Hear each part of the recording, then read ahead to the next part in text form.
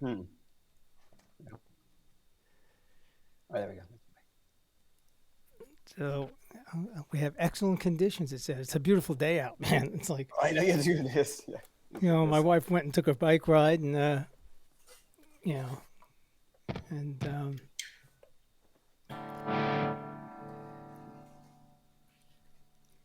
there you go. You're back up there. I see you. And I figured it out. I had her get online, Okay. and I made her a guest. And I'm like, why can't I just separate you and I on the same?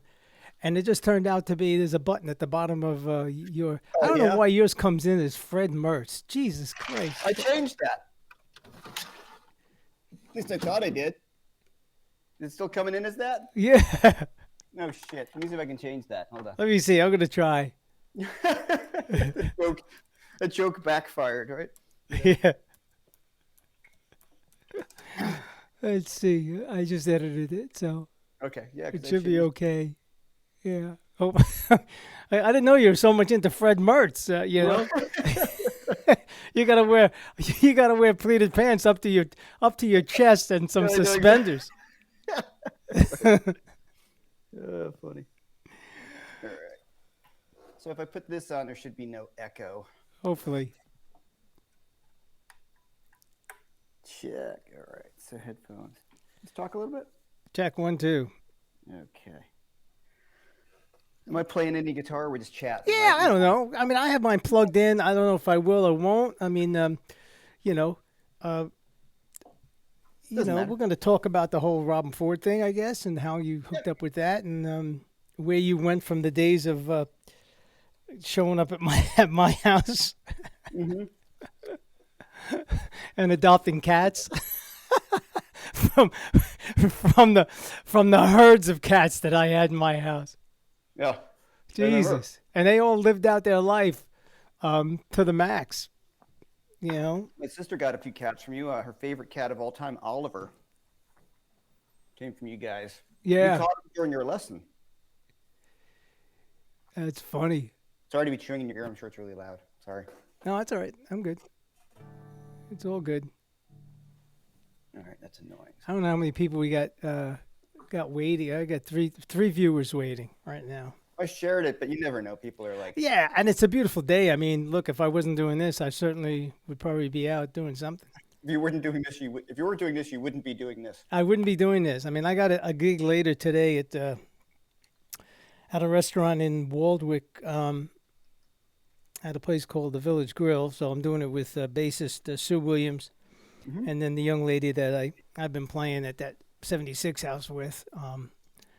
She's kind of like a Janice kind of Janice singer, Janice, and so we do a bunch of that, and of course everybody's in love with Sue. Um, what the hell is Tedeschi? Is that Yeah, yeah, she went to Berkeley for a little bit, I guess. yeah. I went to Um, college. I went the same time as me. she used to be. I remember her showing up when I was on main editor for the Saturday Early Show. She did a few of those things in the Second Cup Cafe way early on. Right. Um, and she was pretty raw. I there's part of me that buys it, part of me that doesn't. I don't know. Well, it's sort of like a. She's come more into her own, but for a long time it was like kind of just a Bonnie Raitt. But yeah, Bonnie Raitt wannabe, which is not a bad wannabe to be. Yeah, of course. No, of course. I went to college with her, same time as me. She was there. Oh, so you went to college with her at the same time, the Berkeley Yeah, same yeah. time?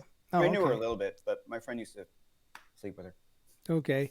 I mean, I remember Bonnie Raitt when I was up in Boston. That she was pretty much doing acoustic and playing opposite Dave Van Ronk in these little tiny coffee houses back Yeah. then. You know, but and George Benson said early on in his career she was kind of like a tag along. Um, I mean, getting involved in the organ trio, which was primarily blues. I mean, when he was with Jack McDuff, it was mostly a blues based thing. Hmm. Even now George says that Jack McDuff could only play on a blues. Hmm. But so everybody has to have a start. I remember Joe Perry from Aerosmith hanging out up in Berkeley and not really. I just remember him moping around. You know. He's still not very good. No, and I do remember. I do remember. What's his name? One of my former students who you probably know because he was studying with me at the same time is um, Lou Marolo. He owned a D's Hallmark cards in the mall, strip No, mall up in Rockland, right, and he plays in rock and roll blues bass bands. right. And he was Steve Tallurico's neighbor. Oh yeah, Yeah. buddy. So He's out of his mind. who? Steve Tyler. Yeah, Steve Tyler. Yeah, yeah. Yeah. Those are all my wife's heroes. Bruce is her big hero, and Sure. Steven Tyler, and she's part. Well, she's probably the same age as you, or close. She's 55. So A little young, little older than me. yeah, I mean, she's part of the big hair bands. Oh no, man, me too. you know, that's not that and hip hop. That's not part of my DNA at all. Yeah, like you said, you just missed that window. Yeah, well, you from the time you're like 12 years old to the time you're about, I want to say 40, you have your influences, and after that, you just move on, and you just you know still live in those influences. I know. Oh, here we got Bob Guitar UK here. What time is it across the pond? Where the hell's my? I'm working with two windows here. What time is it across the pond? 12 p.m. Is he one of your guys? Thanks. I have no idea. Bob Guitar, maybe. I mean, I announced it on my YouTube channel. I posted it, so we'll see what happens. Who knows? Nobody knows. I guess we can go on in a bit, right? I'm just Yeah, going to go live now into this thing. And so we are streaming now with excellent conditions. 3 people. Oh, yeah, yeah. Bob Guitar. I think that's all right. So I guess our chat, we should edit our chat right now as far as a couple of the topics. Oh, we're on. Yeah, well, we're on behind there. I didn't play any music. Okay, but we're live. Yeah, we're live on coming out. Oh, we are live. Look at that.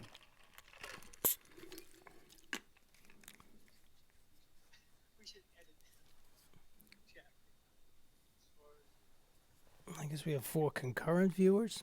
But I can hear it. We're live, so. Yeah. Yep, we're live. No But I echo, don't. right? Yeah, I don't see us on the screen now.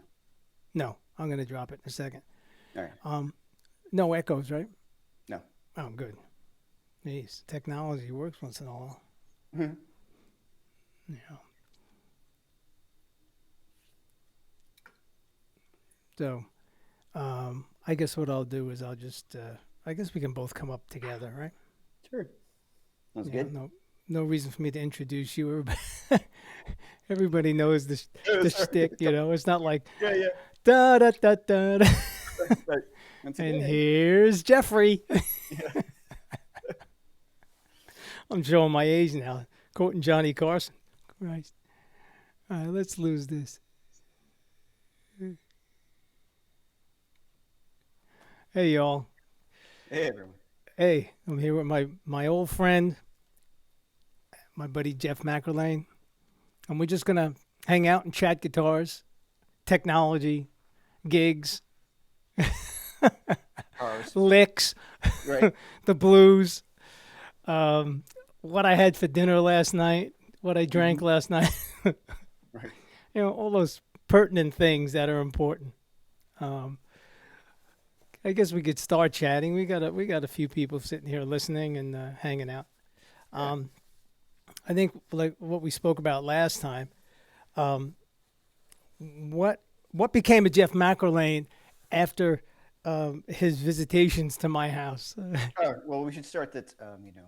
I started off taking lessons with you after Berkeley. and I don't remember who recommended you at the time, or maybe I bumped into you somewhere. Were you teaching somewhere? And I don't know where it was. I mean, there was some small little studios that we're all teaching in and out of. Right. It was it like Guitar Works and Nanuet or Oh, it something. might have been. It might have been. Yeah, that had Yeah. eventually went under. But yeah, it might have been there.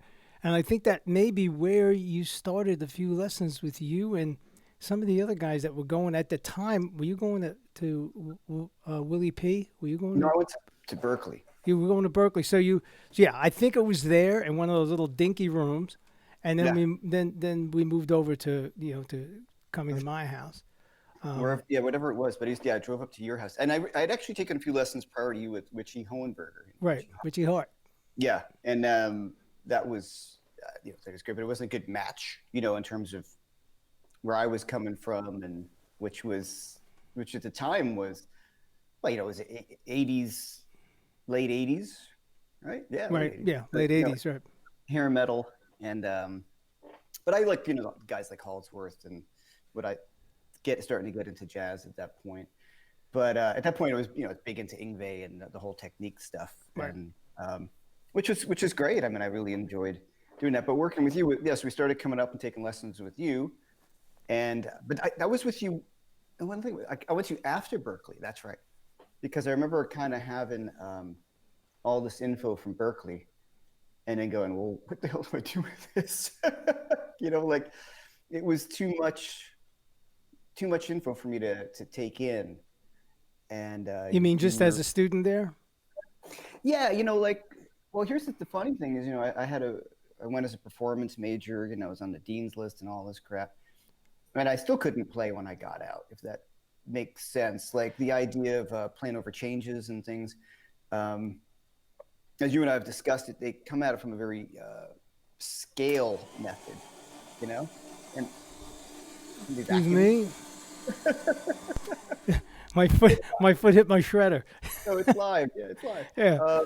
And I came up with everything from a kind of a scale approach, and, Right. and playing over chord changes was really, even after all that time at Berkeley, was still kind of mystifying. And I don't know if because I wasn't listening to jazz enough, or if it was my fault or whatever. But so yeah, you were really helpful. Well, I mean, Richie Hart or Richie Holmberg and I talk about this quite a bit. I mean, the creation of the chord scale relationship, Mhm. to me anyway, and when I mentioned Charlie Banakis in my last live thing, Charlie Banakis always would take the mode or the chord scale, and he would say chord tones, diatonic passing tone. Mhm.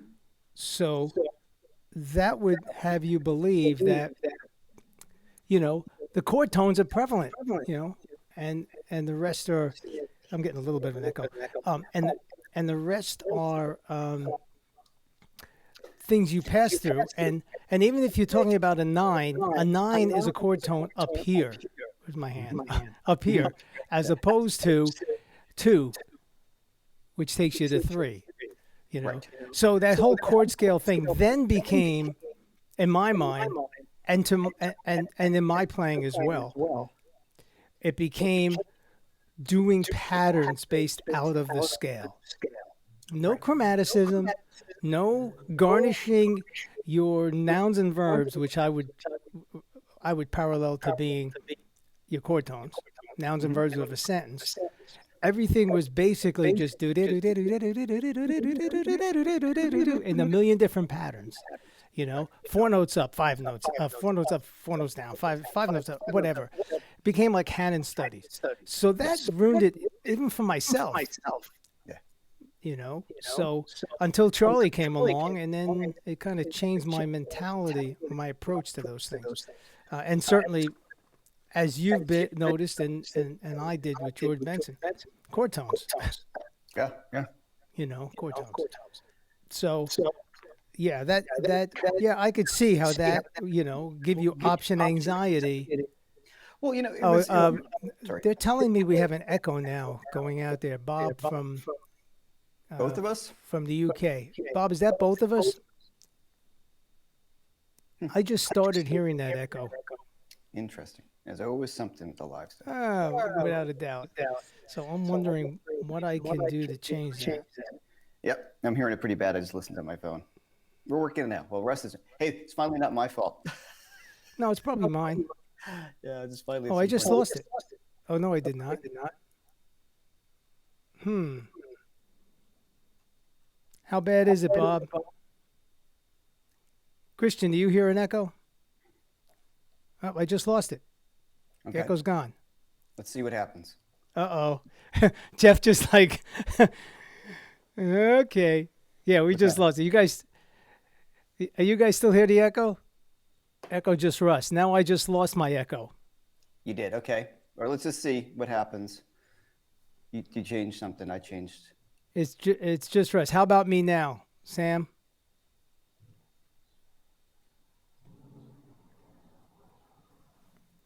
Only you, Russ. Yeah, See what only happens. me. Only you. Ah, the joys of this. Let's see. We should have done No this out echo of the. now. Okay, Are we good. good? Okay, cool. I don't know what we did, but we did it. I did something on my end, which may have been my fault. Oh, there you go. See? I'll just take responsibility for it, even though it's not my fault, but I'll say it is. I So told you here's not the to bring thing, those hand grenades to work. what the thing is, it's interesting, and I think I've talked about it on my feed, and some of the guys here like Sam, hey Sam, what's going on? And Bob Guitar, what's going on, guys? Is you know, coming from like the magazines and the metal approach or rock and roll, everything was scale based. You're like, Ingva is playing harmonic minor, so I kind of assumed you just played harmonic minor over everything. At no point did I really realize like, oh, there's actually a specific time that you play harmonic minor. And to me, an arpeggio was something you played fast. Right. Yeah, you did. You did a. Like it was a technique. It wasn't. Does that make sense? Yeah, yeah. Like, It basically like a sheet of sound for a moment. exactly. And I never saw it as well. Those are the notes that you want to resolve to. And it's funny thing is when I look back, like you were trying to teach me this stuff a long time ago, and then I would always come back to your stuff, which I still have, in hard copy in a Hmm. book. And look back at it, I'm like, and we had reconnected recently, as you guys may realize, and I basically started taking some more like kind of lessons, ad hoc lessons with you again, and it's been freaking awesome, man. Like you're showing me stuff that I already knew in the back of my head. Like it all makes perfect sense. I don't know if I knew it. You know what I'm saying? Like I knew it because I understand all of it. And I'm like, oh man, that's right. So it's been a total blast to get back into. Well, thanks. And also just having a little bit of like, since I do so much teaching, you kind of get caught in your own thing. And then you were just like, oh, no, work on this. So when somebody gives you something to work on, It's you know what I'm saying? therapy. Yeah, it's totally. So I'm like, That's oh all yeah, what guitars become to me is therapy, especially yeah, through the last year. yeah, It's therapy. It's what I get up and do every morning and do it for quite a few hours. And then whenever, if there's, anything else that just bores me during the day, which are most things, then I just stand behind a guitar and I always find something yeah. to, grow with. But yeah, what you confronted, what we all confronted, it was the same, I guess on different levels. Mm-hmm. But the hardest thing, I think, when you have chops and you can play flurries of notes Mm-hmm. and meander through the mode, which is, I think I heard that from Miles Davis. You're just meandering through the mode, and you have tons of technique. Then your finger memory takes over, and your ears are like the last thing. The excitement is here, the heart. Oh yeah, especially when you're playing in front of people, your heart's pounding, the adrenaline's going. Yeah, yeah.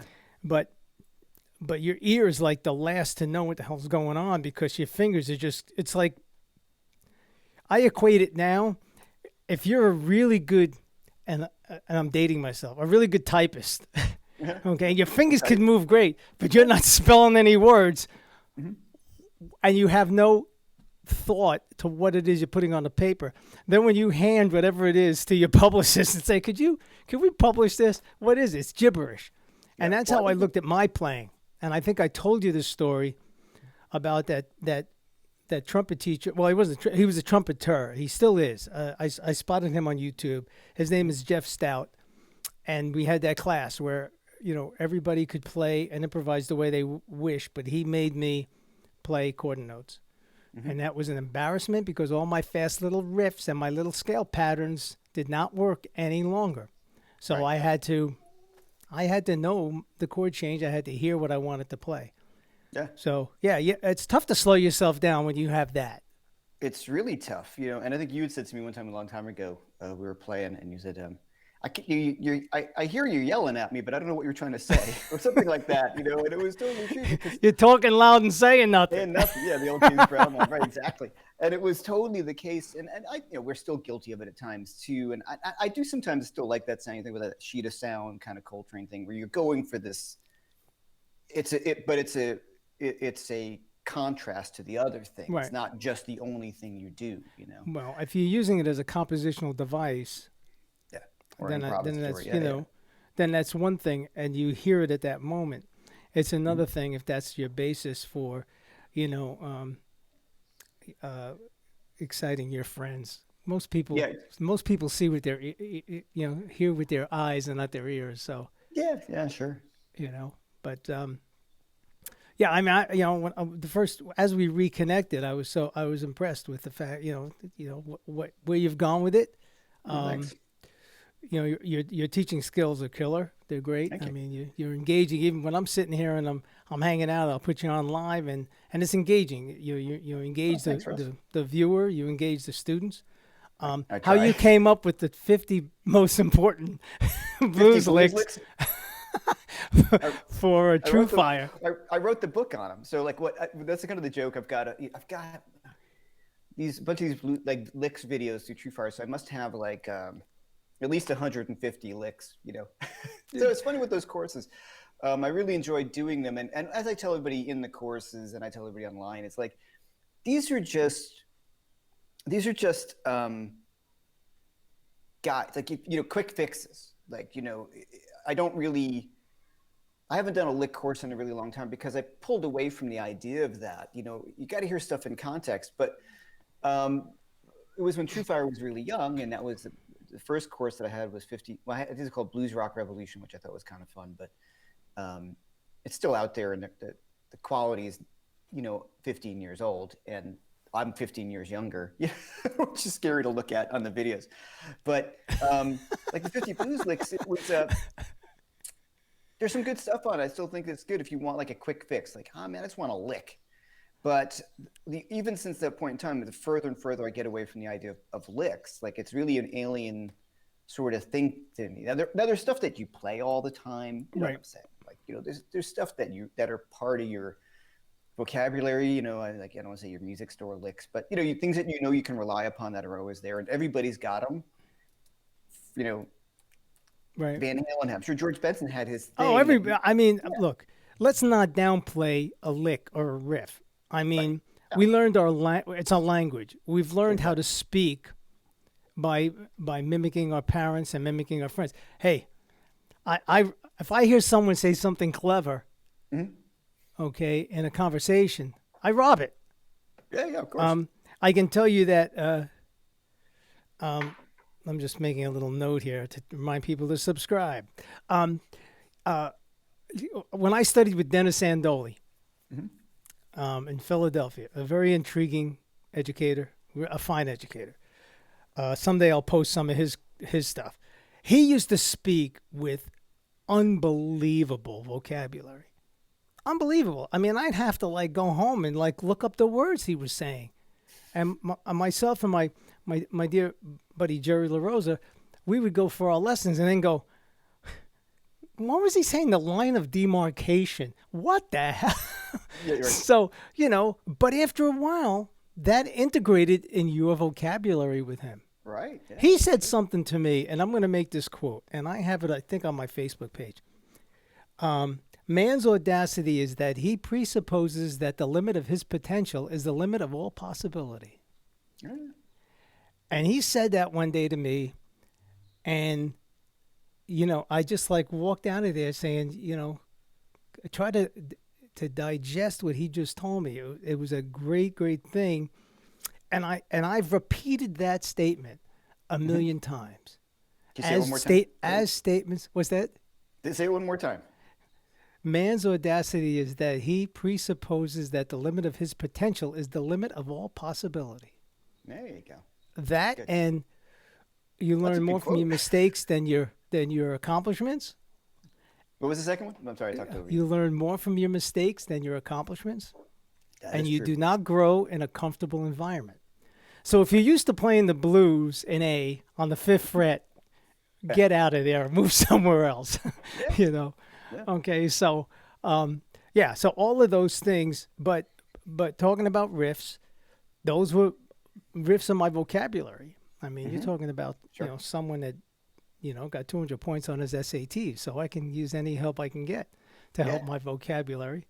Um, I'm only kidding, but but No, your interests were elsewhere. yes, but you know, uh, his so getting back to those things, you can hear in George Benson, you can hear Grant Green, you can hear Wes, you can hear Charlie Parker, learning licks or riffs, uh, is a good educational thing. Eventually, you put them all together and then add something yourself, and you live on the shoulders of the people that came before you, and that's just how it is. So that's not a bad thing. It's not anything to make fun of. The thing that I push is that you don't learn a riff by rote. You learn a riff and analyze what it was so that you can try to get into the mind of the composer or the improviser that was doing it. Yeah. So whether it's Charlie Parker or it's Eric Clapton, you learn the riff and then you say, "Oh, he's on the flat 7. Oh, he's on this." And get your ear to know that, "Oh, that's the flat 7 I hear. Oh, that's the flat 5 I hear." Well, that is something I learned from you at the time. We would play some stuff, and then you'd say, "Okay, play that back for me." And what is that?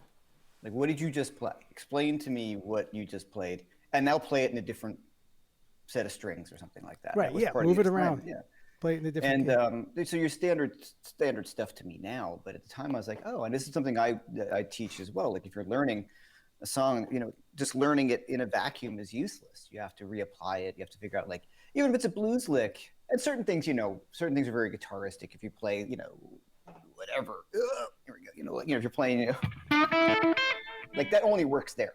Right. Like it doesn't work anywhere else. So if you're playing guitar stuff, very guitaristic, you need to throw that. But to be able to rephrase that and play it over, say like a shuffle or play it in your own different context, that's the important thing. I mean, I guess everybody does realize that the open strings of a guitar are a pentatonic scale. They just Well, they not just everybody moved realizes around. that, but yeah, You know? yeah. But So that is cool. so it is something very conducive, and so the guitaristic stuff. Although when I played with Bo Diddley, he tuned his guitar to an open E, so everything was just all major chords were a bar chord. Yeah, cool. And he had That's one of good. these square guitars that were made for him that had those. Do you remember the guitars that were made by? Oh man. Yeah, the Bo Diddley, the box guitar. Yeah. Sure. Yeah, but he had these plugins in the back that Oh, you really? could put distortion in, and it was a guitar company for a short period of time that made things that had those little plug-in modules. So if you wanted an effect, and he Someone had done that company guitar, build him the square guitar, Oh, red, that's funny. and it had the plugins. I can tell you that on a way back in 1982, my first marriage, I got married in September 12th, 1982. And I played with him September 11th, which is now, that date's infamous, as we all know now, but at a place called the Underground. And I used to have this saying when I would introduce these acts, because we were the backup band, and it would be, if you like them now, if you liked them in the 60s, you'll love them now. And I say, ladies and gentlemen, Bo Diddley. And the big light goes on, and he's going, boing, boing, boing, 20 minutes tuning his guitar. And then the crowd's going, 1 minute they're cheering, then they get silent. And then I go, ladies and gentlemen, once again, let's hear a hand for Bo Diddley. Bing, bing, bing. We finally, and of course he makes a joke that, my guitar player is getting married tomorrow. Can we talk him out of it or something like that? Right. Use Or the me old as joke, a, like, was in tune when I bought it. That, yeah, right. I forgot to glue the machine heads. That reminds me of the gig I was playing in Germany, or Switzerland. I remember it was this cool club, and our drummer, at the time, you know, whatever, a little out there kind of guy. Great guy. Rest his soul at the moment. Um, and we get, you know, we had the sound check, go back to the hotel, eat, you know, get ready to go for the gig. We get on stage. They drop, you know, there was like 800 people, like a real rock gig. Curtain Right. goes out. I left my sticks at the hotel. Curtain comes back down. No sticks anywhere. Curtain, of course, the hotel was like 20 minutes away. Like it was. Well, Talk I about. did a wedding with a guy. Forgot his sticks. He went outside and he took branches. Oh, really? Yeah, it was a wedding though, so he just ran outside and he like found something and he used that the whole night. Oh, He that's put something. some duct tape around the ends and that was it. Yeah, You it's know. pretty funny. Yeah. Yeah, I mean, you know, I mean, Those we've all gigs gone to happen. gigs and forgot Yeah. cables, I forgot guitar straps, I forgot something. Now I just keep But every that's guitar has a the every curtain guitar has went a up. every guitar has a designated strap. Where am I going here? And say it, Oh, and there's no buckles on it, so it stays in the gig bag. I don't have to worry about scratching the instrument. well, And that's a good point. Yeah, there's a good thing.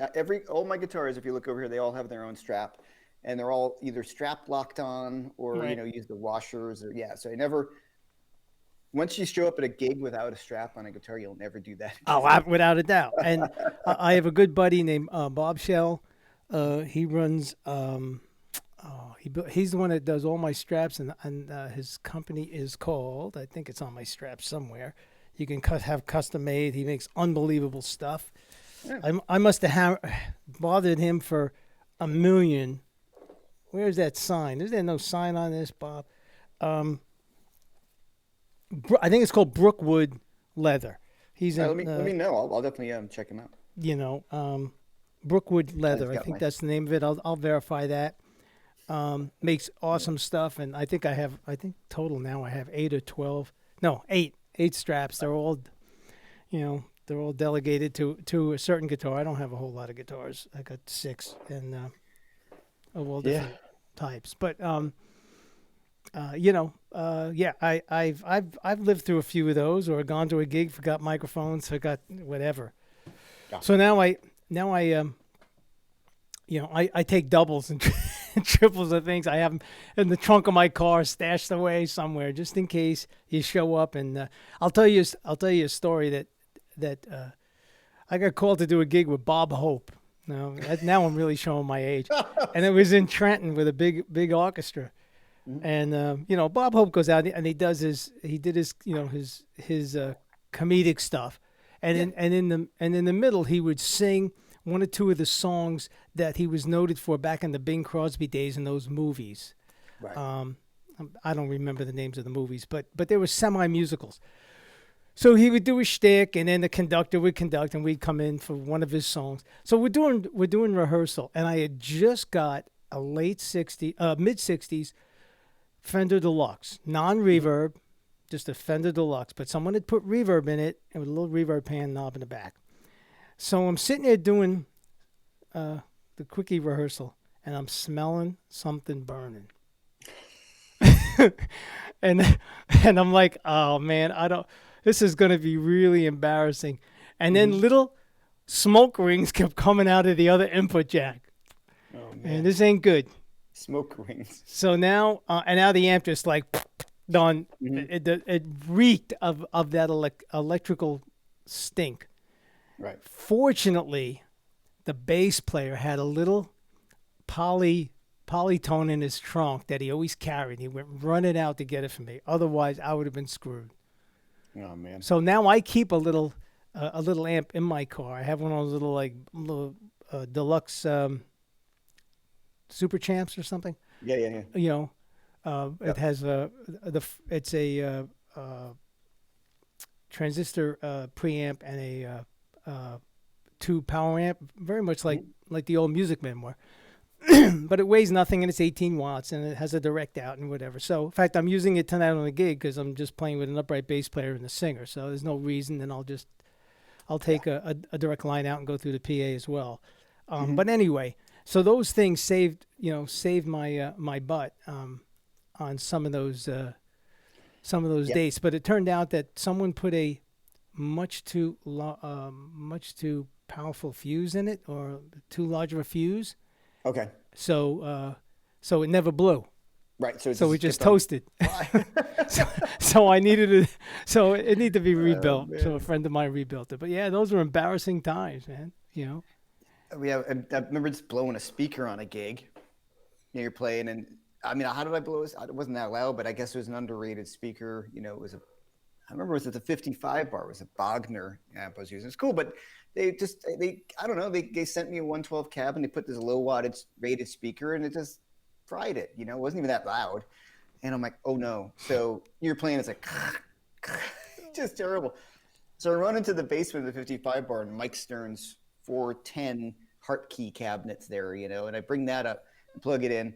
And it was just one of those horrible, you made it through the gig, but you're like, Right. it Yeah. just, when a totally different guitar sound and all that. But the great thing they have now is like these little 100-watt power amps that go in your pedal board and they're an amp. Like they're Right. like this bass metal treble. And so I have one of those and that stays in my gig bag. Most of the clubs I play in New York, if I bring my own amp, they'll have an amp there just in Right. case something Yeah. happens. You But know. Yeah. They usually have a but back line in the bigger places anyway, yeah, like BB King's, which is now closed, I think. yeah, it's gone now. Yeah. And the bottom line, all those places had it. But I just keep that little amp in Yeah, there. it's a great idea. Yeah. I mean, I was big at one time in 60s black faces that were all original until, in two situations, I started blowing caps, Yeah. Yeah, They're gonna go. Yeah. yeah. And so then you always borderline between, should I have the thing recapped and will it lose value and all that stuff? So I'm like, so now reliability means the most. So Billy Penn built me an 18-watt penalizer, and that's pretty much the only amp I have. I don't go crazy with too many amps, Me neither. Those days of that and having like 24 guitars, that's over. I got this ridiculous You reach a stuff point behind me. even at my age now where I'm like, whatever I have is going to belong to someone else someday. It Yeah. just, Yeah. you move on, and someone else gets it, which is always a romance when you think about the vintage instruments you had and what gigs they were on and who owned them and how many, Oh yeah. you know, Sure. how many hands did it pass through. That's very Yeah, cool. and who played great music on it, hopefully, Right, and all that. or Yeah, not. or not. Well, So one of mine, I know one of mine's had played great music played on it, so that's good. no, I mean, fill me in on so you did the 50. The 50, 50 blues licks you must know. you That was must know. Yeah. yeah, you must know that. So Um, wait, so if I say, what was number 32? Oh, I'll just make it up. Yeah. So how did you come up with the ones that were the most prevalent, the most important? I couldn't do that. I just listened. I kind of made a list. I'm like, okay, I want like 5 turnarounds. You know what? I just Right. looked at it as like, what are just cliche licks? And I just listened to, whether it's Albert King or Stevie Ray Vaughan or some Clapton and Page or Freddie King. Just your basic ones. Like everybody, as a teacher, I've discovered, especially when I teach a lot of blues, guys don't know turnarounds for the most part. Right. And I know you talked about how I get a turnaround in every key, and I have the same kind of lesson, where you're moving the Right. inversion down a lot, but just your standard, your, Right. like a lot of guys don't have them. They got like 2. So that was the cool thing about that. I just chose as many stock licks as I could, like, okay, and then it did really well. It was one of True Fire's, it was their first big hit, that was. Now, did they dictate to you? Did they dictate to you, Jeff? We're thinking about doing this. Can you compile it for us, or was it your I idea? think I got to remember back. No, I think they were talking about doing some lick stuff, and I said, why don't we try a blues lick course? And the funny thing was, that's how my name as a blues guitar player kind of started, which is funny. It's not disingenuous. I love the blues. Like I am totally, and at that point I was morphing that way anyway, getting out of more straight. I hadn't played like metal or stuff like that. I mean, hard rock. My stuff was more jazzy at that point, or jazz fusion-y, for lack of a better word, And then and I was really getting into it. I have an old National that I had gotten, and I was starting to play a lot of Delta stuff Hmm. that I got into for a while. And I just really got into blues, and then it really bit me, like the bug of it, and getting into it and try to around the time of that course. And I listened to my playing on that course, and it's 15 years later. Thank God I play better now. You know what I mean? Like, or else I'm doing Oh, something wrong. I listen back on the stuff I did, and I'm like, I should have been shot. Yeah, that's the way I feel about that. I hear those licks, I'm like, oh, And it was funny. There's a great blues guitar player, I'm friends with the English blues guitar player named Matt Schofield. And Matt is, I think he's one of the finest blues guitar players, and he's real legit, when he Hmm. plays. But he's got a bit of a jazz element to him as well, which causes problems for him because for the traditional blues community, he's too jazzy. But for the jazz community, he's a blues guy, Right. It's, Yeah, it's of a course. You weird always world. get that, you know? Yeah, You always. yeah. And I just remember we went down. I had introduced him to True Fire. He lives in Florida, and I was at True Fire. I said, you got to come down, watch my shoot. You should do a video. And he didn't know what they were like, and he got down there and was like, oh man, they're great people. So we're hanging out, and the owner's like, well, let's just watch one of Jeff's clips. And he puts on this blues, and it's just terrible. And I'm like he's sitting there, and I'm like, can we have not chosen a 15-year-old blues lick? It was just one of those funny moments when you hear your player, like, oh man. But anyway, so the course did really, really well. Sam Samos said it's a double stop rake. Okay, cool. Super turnaround. Oh, number 32, the super turnaround. There you go. Number 30. They got to memorize it. I love that one. There you go. Now they're teaching them back to you. Yeah, that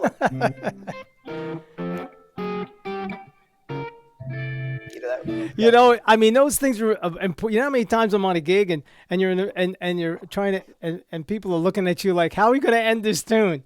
And I'm like, don't worry, and you just pull it out of your back pocket and you find some way to end it. And as opposed to a studio ending where you just fade it out. yeah, sure. So then the course did really well, and then I just started following the blues stuff because I got really, really into it, and I realized, I'd always dug British blues growing up. It was my favorite stuff, like Zeppelin. And then I really started to dig into, you always hear Robert Plant or Jimmy Page talk about Howlin' Wolf and all the old guys. And I finally got into it, and really got into it. I just got some blues gigs, and I just really started to enjoy it. And there was guys like Robin, who I really loved, who was my kind of favorite take on it, the more modern stuff. We're hearing Larry Carlton play blues. So it brought in some of the jazzier influence that I really loved. And at that point, too, right in Berkeley, I was really big into like Mike Stern and Schofield. Like all that stuff was really happening at that point. Those records were super influential, like Upside Downside. And right on the same period as you, I started studying with Mike Stern. And I took a few with Mike, and I think you were like, what are you studying with him for? In the sense of that you would study with the same people, not insulting Mike. Right. And as much as I love Mike, and he's a great guy, he's not as clear cut a teacher as you were.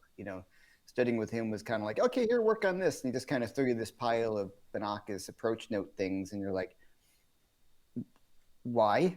You know what I mean? There was no sort of cohesive plan at the time, or at least he wasn't the right guy for me. And you were a lot closer. I was living in Jersey. And you were a lot closer. And I think you were less expensive too. So. Well, there you go. Those are two big important things. Two big important things. So the 50 Blues things went really well. Budget and location. Yeah, totally. And then True Fire started to grow, and the course went really well. And then True Fire, we developed a kind of like a family type relationship. I've been with them forever. See, and that's how I never pursued doing any of those educational videos. I never thought to do it. And then there were times, as we all have our insecurities, I'm like, oh, what marquee value do I have? I mean, someone else that has more of a marquee value, could teach a whole lot less and get, more bang for his buck, I guess, Yeah. That's our own bullshit. You know what I mean? Yeah, it is. I mean, it is, it is. So I have a lot of friends that had a lot bigger marquee value, a guy I consider, an older brother from Fort Lee, John Tropez. We used to do a trio, myself, him, and different bass players, but on a number of occasions it was Nicky Perrott and Mike Richmond and Cameron Brown. I mean, it was endless, But I look at, I fondly call them tropes. I look at tropes, marquee value, and the guy was on like 50 Ways to Leave Your Lover. He was in Diodato. He was in, he's not a teacher, but Right. I No, used to no. look at that and reflect and go, I should have had more of a marquee value. I never looked at my marquee value, and I don't think anybody does, frankly, Mhm. because we all have our level of insecurity, as being Yeah. such a great thing. Well, 'Cause- yeah, I think part of it for me was, I don't know. I think insecurity is a big part of it, where you just, or luck, or some of these guys just wanted to live a life that I never really wanted to live. Mhm. When you find out the reality of it, like, friends of mine who are on the road a lot, unless you got the big gig, and then you just start to kind of like, oh, well, this is a really transitory life. Um, I kind of like staying at home. I don't mean like homebody kind of thing, but especially the time before the internet and all that, I would go on the road, go out for like 6 weeks, come home with a little bit of money because it was like an indie rock band and thing. You come home and then you're fucking broke and you got into work again, and you're and then hustling all over again. Yeah, I yeah, mean and that's how I so stepped into doing a lot of club dates, a lot of that, because the jingle thing wasn't happening anymore, any of that. And I took some pretty strenuous road gigs with a man who's you all can look him up. His name was Roy Radin, um, and look up the Cotton Club Murder. okay, And Roy Radin was a promoter, a producer, and we had like a 12-piece band or so. And I was the hired. Basically, one of my former roommates at Berkeley became the vice president of Radin Enterprises. And he calls me up and he says, "We need a music director. You'll be like the Doc Severinsen of guitar." hmm, Okay, and I had to write a big overture. Of which case, the first night on the gig, Roy took my 12-minute overture and said, "That's all great, man. It's all very musical, but you better cut it down for tomorrow's opening to 4 minutes." So I spent the night not. We were all two to a hotel room, not to disturb my roommate, and rewrote all of the charts, and using the toilet seat as my desk. oh, good, Yeah, and it was. But I took his tours out, and it was a kind of a it was kind of like it's like the Ed Sullivan Show. There was it was based it was for the PBA, hmm, Police Benevolent Association, and so they always had like a police MC at that time, Telly Savalas or George Savalas or one of the guys from the Dukes of Hazzard who was a police officer on TV, and then we'd have an animal act like Zippy the Chimp, and then we'd have like a few R&B acts like the Drifters and right, jazz act like Barbara McNair, who was the first woman of color to have her own syndicated TV show way back when. right, yeah. But anyway, but you'll find out if you do a search on Roy Radin, you'll see, he was eventually taken out by his, by some of his well, it was his cocaine dealer Oh, who hooked him up with the being one of the producers on the movie called The Cotton Club, okay, and she didn't like that she wasn't paid well enough for the finder's fees, so she had Roy eliminated. But it sucks, and wow, But anyway, that's that. At the time, I looked at that and I'm like, well, this is my launching pad. yeah, I'm yeah, gonna take sure, this, and we lived the band and all the acts in a Trailways bus, wow, squashed in with all the gear below. And I have old photos of that where we're all, and we would do a gig, hmm, go to the cast party, eat dinner, get in the bus, and drive 12 hours to the next location. And we would do about 31 nighters and a little over like 35 days or something. It was brutal. yeah, But I thought I'm paying my dues and let's do it. You know. yeah, And But you're younger, and you got much more of a. oh yeah, well, I was like 26 years old. I was like, and Yeah, all the yeah. people that were in my band were in their 30s and 40s and 50s, and they just got off the road with Woody Herman and Buddy Rich, and here I am being like the big, the big cheese. I was like full of myself. Right. But Remember when you were the youngest guy in the band? that's right, I was. I remember that too. Oh, But there was the young guy in the band. I'm like, oh, wait a minute.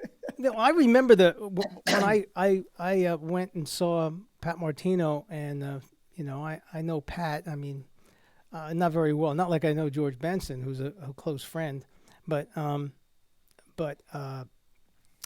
know Pat, and I have some my good buddy and former Berkeley student of mine, Rick Jonah, is very tight with Pat. But I remember seeing Pat pull in to a gig with his driving a Lincoln, pulling a U-Haul, and I'm like, this is how my heroes get to a gig.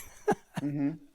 Yeah. So I can't imagine. I mean, when you were with Robin, was it a U-Haul and lug your own stuff, or jumping on planes? That was a bust in the Four Seasons Hotel. It was cool. Well, that's all right. No, I'm joking. No, of course not. Well, I'm not sure. I don't know how Robin traveled. I know I saw No, Robin no. in Piermont at the Turning Point once with Roscoe Beck. Yeah, me too. Which I think is we were but playing then the same gig, I think, at that one point. but I also saw Joe Pass there too. So it's not a. No, the Turning Point is a cool place to play. I mean, Well, yeah, I played there many times, but at that time, Robin had talked to your daughter, and that was a big, at least in my mind, that was a great album. It is still a great record. Yeah, I mean, and the production on that record's really great. But no, it was mixed, and it wasn't a surprise to me because I've known him for a while, but I've also know the scene, and it depends on what night it was. Like some Friday, Saturday nights, just more people, depending what town it is, how big the town. But there's a few gigs you showed up at. I was like, oh, wow, this is all right. But they were always full, Right. and pretty much. And there's a few places that we played that weren't full, but they were just too big. You're like, who's going to fill? You'd have to be big to fill some of the places. Mm-hmm. You know what I mean? So, you just take that into account. If it's like an 800 person place, he's, who can bring in 800 people? Really, he's not bringing in 800 people in a smaller area. But when we played in New York, it was full. Sony Music Hall was really well attended. We played a lot of really cool places that were really, really well attended. And the smaller places, a few of them were sold out of the, But as the old comment goes, however many chords you play is inversely proportional to how many people are going to be there. Right. Right. So, Well, did you go overseas with him? no, I didn't. Just local. We were going overseas with them is rough because the money. Right. And so to fly another person who, like, he just brought me out because we were friends and we did the record together. And he's always wants to do something different. That's one of my favorite things about him as a musician, is that he likes to switch it up. He wants to keep music exciting. As jaded as everybody can be about the music business, he's not actually jaded about music, which is great. He loves just, let's see how this thing goes. And we enjoy playing together because I play nothing like him. And the people who've been in his band saw our gigs like, wow, it's like a totally different gig. It's a little bit more jammy. So but no, it was just, we drove around, in a nice van or whatever you want to call it. It was like a Sprinter, and we had the gear in the back, but there were no really crazy drives. That was the good thing. There was one or two long drives, but other than that, everything was like 3-4 hours. Your normal. That's. I mean, I would do, when I got back off of doing the Raiden thing, and some of these different R&B acts would call me up and ask me to be their music director. I mean, I remember once taking a gig one nighter in Pittsburgh from New York. That's a long ride with no rooms. It's like 8 hours. Yeah. Yeah, and I took it and I came back. I remember when things were really, really lean, and I took a job with my rhythm section to back up a few acts and we drove to Halifax, Nova Scotia from New York, and we did it in one run. We got there. It was supposed to be backing up 2 shows a night, and the promoter turned around and said, "Oh, and by the way, you're going to do 2 dance sets." I said, "I'm doing what?" He goes, "Oh yeah." He said, "Didn't your agent tell you?" I said, "No." And then he goes, well, here's the other thing that he did. I got there, I set up my sound system because I used to travel in a high cube truck with a decent sized sound system. He thought it looked too small. It looked too small. Mm-hmm. So he made me, without sleep now, I've been driving nonstop, go to the local music store and rent empty bins just to put them on the stage so it looked good. Then he says, oh, and you're going to do 2 dance sets. Now I'm sitting there going, okay, now what songs am I going to sing that are popular at that point? Maybe Boogie Oogie Oogie and stuff like that. I'm like, what can we get people to dance to? Because it was the early disco days, you know? Sure. And so I parlayed with myself and my buddy bass player Peter Haran, who has been living in Paris now for 30 some odd years, great bass player, and my drummer and piano player, and we're trying to, well, what can you sing? What can you sing? What can you sing?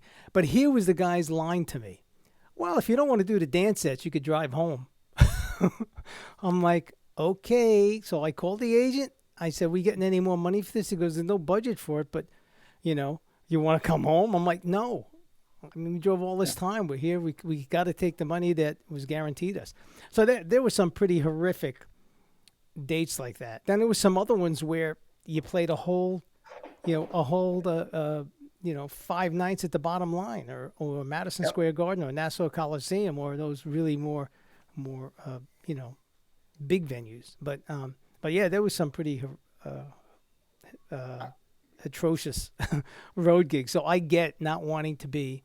And now with YouTube, some of these people, I guess including Robin, have a bigger audience without even leaving his house. Well, yeah, I mean, he still obviously does well because he's, like you said, a legacy act, or whatever marquee name in certain, I wouldn't say in certain markets, in every market, but, if you talk about cities, does very well in Europe, does very well in Japan. Does very well. As in most Italy, do, Yeah. Italy's got a great thing. And so, I mean, I had a great time on the road with him, because you're still playing nice places. You're treated well. He's a great guy. And I'm kind of like, if the hotel is okay and if you have your own room, I'm cool. You know what I mean? Like, as long as I kind of need my own room at this point. It's the doubling up on the room. It's just like, fuck that. You know what I mean? Like, that's when I can't do that. Though I did just accept a tour in the Czech Republic. All right. Coming up in March under my own name. So that's good. Yeah, a good friend of mine, the keyboard player, plays in my band. He tours a lot in Europe. He's actually from Austria. And he's like, hey, man, I got 2 weeks for you if you want them. And I'm like, I've never been to the Czech Republic. Why not? You know what I mean? It might remind me of why I don't do this anymore. but I mean, it's a little cooler when you're over there as opposed to like driving through Alabama or something like that. At least there's stuff going on. And there is, the kind of music we play, more of the bluesy stuff, has a market over there a bit more. Well, I noticed the only real place I've been is Japan, and but they appreciate what's truly American, and that's either blues and jazz and funk, and because it doesn't come from there. Yeah. So they have a value. We here tend to lose our value because it's something we hear every day and it's always accessible to us. Yeah. But they're overseas. They value it. I mean, the little bit I was in Japan, I never felt like a superstar. I mean, people, crowds were chasing in and out of the theaters we were playing, and like we were somebodies. Here you come home and you. Last night I was somebody. I was somebody last night. That's right. I could have been a contender. We used to say we have the skid marks on our apartment floor. You come off the road. We're touring indie rock band. We did really well with band I was in called Liquid Hips. We did pretty well as an indie band in Europe, like playing some festivals for 8,000 people. I mean, we weren't headlining, but when we were headlining, it was like 400 to 800. Still pretty good. For an indie band. And yeah. So you get that, and you come back home to New York, and you're just nobody gives a crap. You're lower than whale poop in the ocean. Exactly. I mean, that's what you become. But just let's talk about a little bit about. I'm thinking about doing my next live one on the genius of Ray Charles, and I just want to bounce this off you. And the reason being, Ray Charles to me is a great transition from playing straight blues into playing something with a little bit more changes. Yeah. You know, so I'm contemplating that. You know, I was picking apart some of the material. I was part of a group that was called Forever Ray at one point. That pretty much was like a Ray Charles tribute band. Mm-hmm. You know, many of the members were once with Ray at one time, and you know, we had Ray's charts, and there was a gentleman named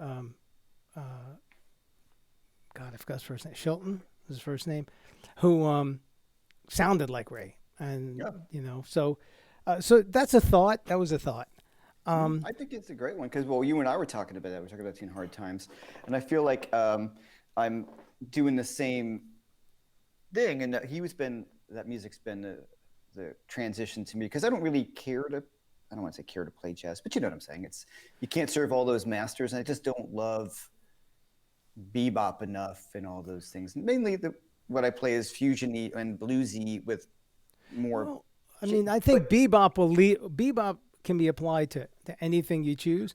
It's just I always was more attracted to the music that was more blues based and more soulful and more rhythm and blues and soul music, you know, than I was standards. Although, you know, I know a good amount of standards. I like playing Stella. I like playing, you know, There'll Never Be Another You and stuff like that. But it does not come from my generation. I mean, my generation is pretty much, you know, rock, blues, and then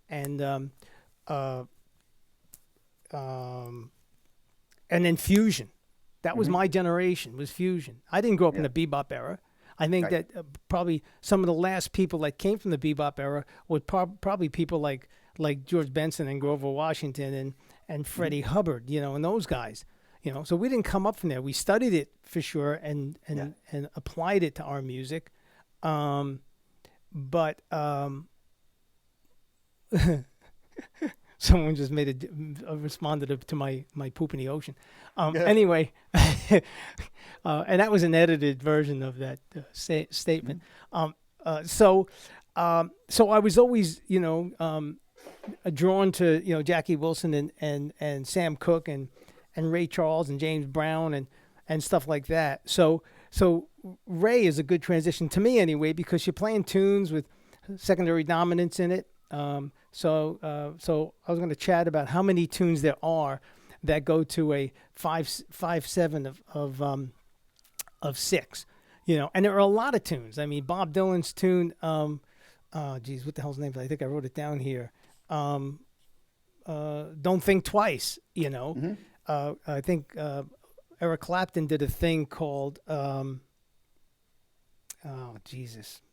Knows You When You're Down and Out. Yes, that's another one. And, you know, those are all. And then, of course, if you look at tunes like Georgia, which is very similar to New York State of Mind, Drowning in My Tears, you know. So there's a lot. So if students can get hip. Nobody's Business But My Own.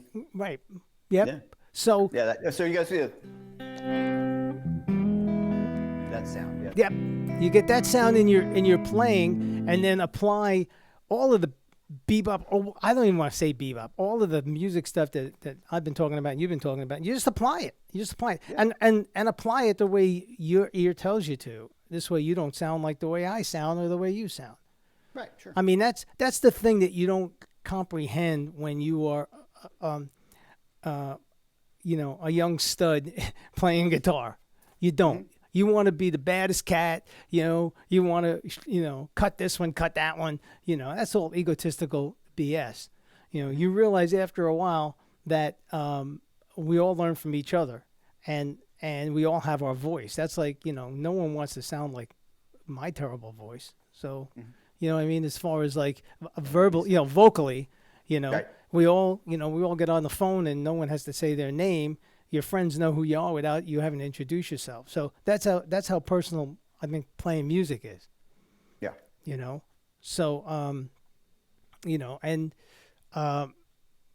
you know, I think that you know you were drawn to Robin. I mean, I was drawn to Robin. I thought Robin's phrasing and pocket and tone, and his lines were absolutely coming from where I grew up with the Paul Butterfield. And then, you know, I mean, GB just blew me away the first time I bought a George Benson record and heard him and Wes. Sure. So those are kind of, and Lenny Bro, oddly enough, and Jerry Reed.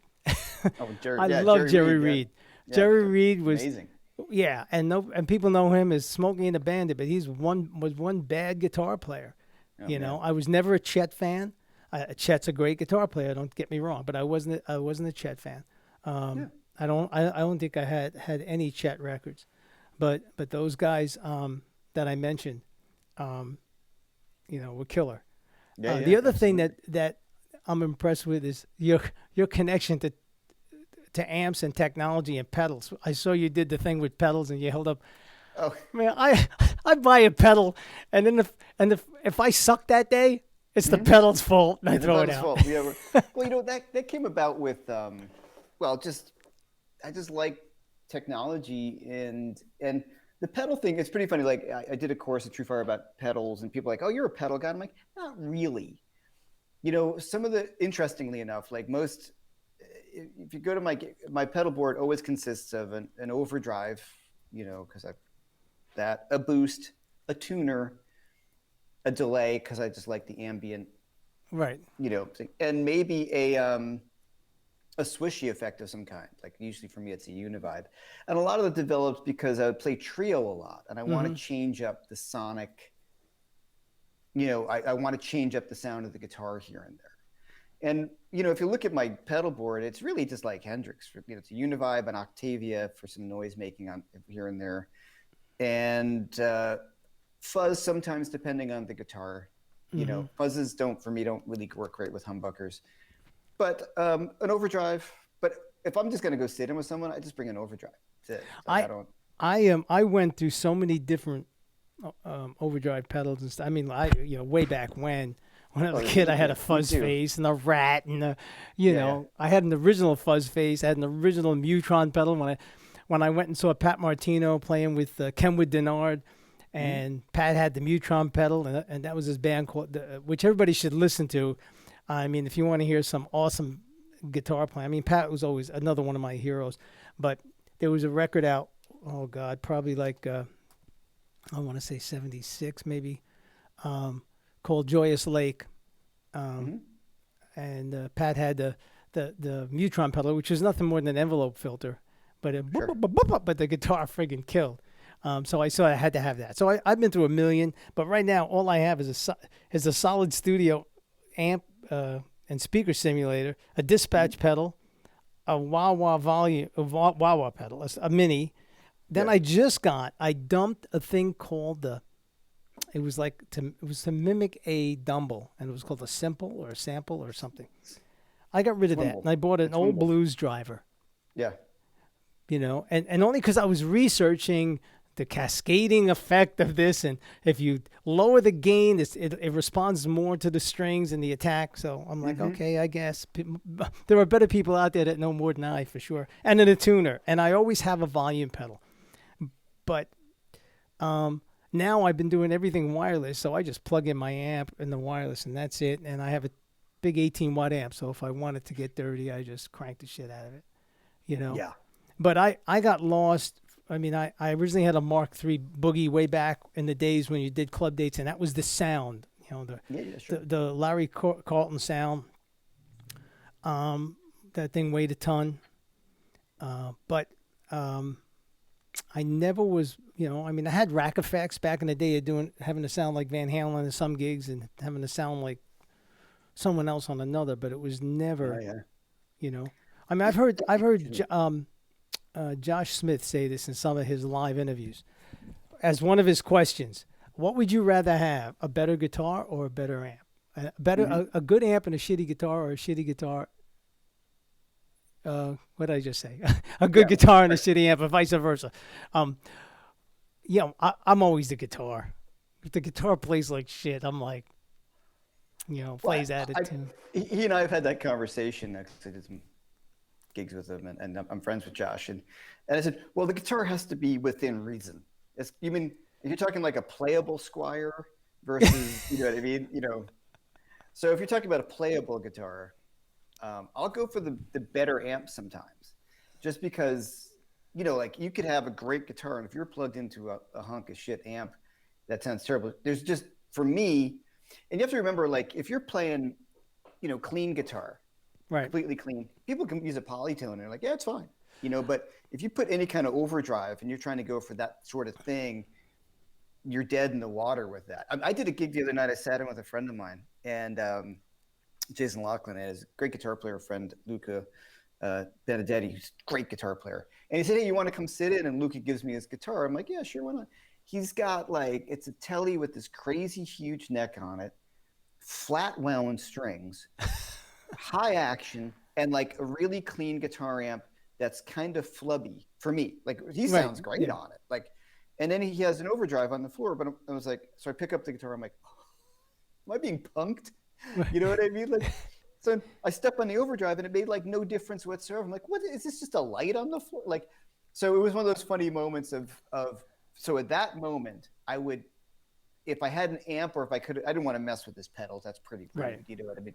If I had an amp situation, I know I at least could have played off of sustain or something like that. And it's unplayable in my experience guitar. Of course, these are all things that, he got on. He sounds amazing. He's a spectacular guitar player, but I'm completely overpowered. I mean, this is a 100-watt amp. Right. This is a 100-watt old Marshall. This is a 40-watt, and it's blisteringly loud. But when playing with Robin is loud. Oh yeah. Holy crap! Chuck Berry used to be loud. Chuck Berry used to want two showmen daisy chained together, and he would just turn them all on to 10. There was the stage volume was so loud. It was like, I don't know why they had mains, but but it was the same with Robin. And he's like, I just like playing loud. But the thing that I understand why he likes to play loud, and plus he comes from a generation that everybody played loud back then, and now people don't really play the same volumes they used to for many reasons. Sound systems are better. The effect on your hearing, people realize now for many years, and I suffer from tinnitus anyway, from clearly from playing, but I think there might have been a genetic component, like other people in my family have it, but it was spurred on by playing. And I've always worn earplugs, wear them all the time, I always have, but one gig I didn't, because you forgot them, and then it was never the same, so. It doesn't take much to do that. I'm sure I'm sure I have a certain amount of it. I mean, I was forced to play in loud situations. I mean, I don't like to hear my guitar loud. I don't like to fight people when it's too loud. You want to be in the context of the band. Like, to me, the band sets the volume, or the drummer kind of does it, depending on the size of your stage. And sometimes you don't play with certain drummers because they're too freaking loud. Right. You're like, dude. But don't you find it that, at least I do, when everybody around you is so loud, then the next step is for you to be heard, especially in a solo, you have to play louder. And then it just kept spiraling. So, I mean, I'm used to, when it comes to a certain solo, everybody drops down for you so you can build it, as opposed to now you have to kick it up a notch and step on a million more pedals to go above above the fray. Well, here's the thing. Well, yeah, it depends who you're playing with. When I was playing with Robin, the band is great. I mean, it's Jimmy Haslip and Toss Panos, Right. so they're super dynamic. And he's very dynamic in when he plays, and that's why he likes to play loud. And I like to play loud. Okay, I've talked to, once again, Matt Schofield. We're the same with this. Like, my amp is often very loud because I know how to play a loud amp, and I like it loud because it gives me a lot of headroom. Right. So when I have friends who sit into my gigs, I'm like, it's loud. And they're like, and they're like, wow, this is really loud. I'm like, yeah, but I don't play that way. You know what I mean? Like, does that make sense when you get used to playing? Yeah. So I like a little more volume in the amp, so I have the headroom to. Well, yeah, I mean, you do know that a volume control. Well, there's two things I want to. I back off my volume on the guitar a little bit now, in the sense of Wes Montgomery. If I and I guess Richie Hart can correct me on this since he teaches the West course. I always thought, and from hearing, I guess through word of mouth, Wes barely had the volume up on his guitar. And he would have the treble on all the way on his amp. And the reason he did that is so that there was less magnetic pull coming from the pickup, and you'd hear more wood. Now, of course, Wes also got the fat sound because he played with his thumb, which automatically gives you a great round sound. So that's one thing. And then I remember one of the few times I saw Roy Buchanan, and he had a Vibrolux reverb turned to 10, everything turned to 10, Yeah. faced the other way. Yeah. Now I don't like to hear my, I don't like to hear my amp up on a thing and in my ear.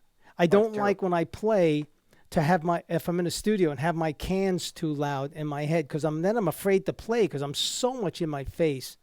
Yeah. So No, even that's when I'm hard. doing the live stuff that we do, I barely hear my guitar through my cans, because if I heard it too loud, there's a level of intimidation where you're hearing every little attack of the pick, and you're like, it just. Oh. Well, I mean, with Robin, the way I finally did it was, he's not gonna turn down. That's okay. Like I say, loud, it was just something to get used to. It's just the way he plays guitar, and it's his gig, and I had to figure out how to navigate it.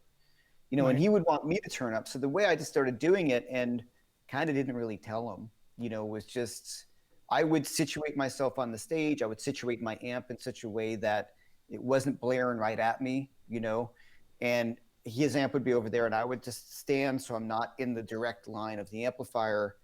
And I was, talking to the drummer and bass players who we played with. They're like, "Oh yeah, no, they all feel the same way when they play with them." And so we all situate ourselves so you're just not in the line of fire, of the amplifier. Mm-hmm. But so for me, I just like it loud enough to be compelling. Where you can feel free and play stuff and interact with the band. But I don't like it so loud. Where if somebody's sitting in the front row doing this, then it's just too Yeah, loud.